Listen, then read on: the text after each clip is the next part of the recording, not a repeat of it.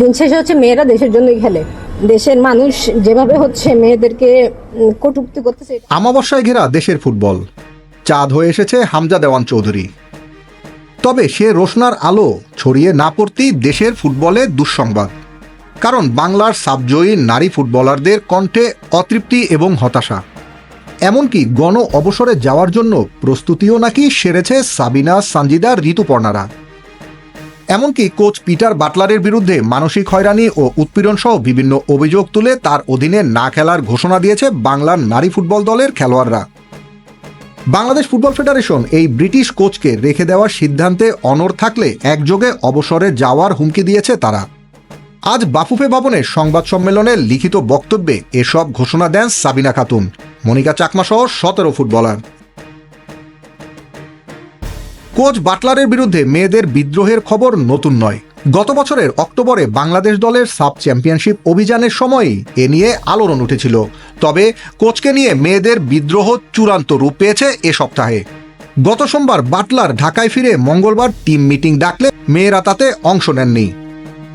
লিখিত বক্তব্যের পাশাপাশি সাংবাদিকদের বিভিন্ন প্রশ্নের জবাব দেন ফুটবলাররা। বৃহস্পতিবার সকালে বাটলার জিম সেশন আয়োজন করলে তাতে বাফুফে ক্যাম্পে থাকা 29 খেলোয়াড়ের মধ্যে 12 জন অংশ নেয়।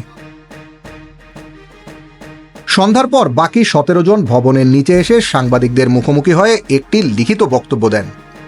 নারী জাতীয় ফুটবল দলের হেড কোচ পিটার বাটলারের ইস্যু নিয়ে আমাদের অবস্থান, প্রশ্ন ও যত অভিযোগ শিরোনামের এই বক্তব্যে একযোগে পদত্যাগের ঘোষণা দেন তারা।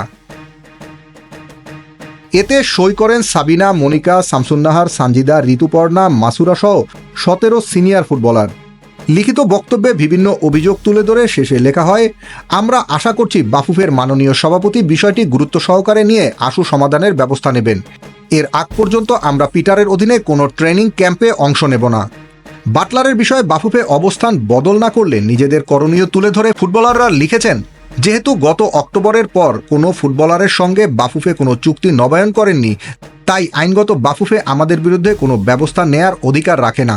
তারপরও যদি সেরকম কিছু করার সিদ্ধান্ত হয় এবং পিটার বাটলারকেই রেখে দেওয়ার সিদ্ধান্তে বাফুফে অনড় থাকে, তবে আমরা একযোগে পদত্যাগ করতে বাধ্য হব। ভেবে নিব দেশের নারী ফুটবলে আমাদের প্রয়োজন ফুরিয়ে গেছে। Team sports news desk.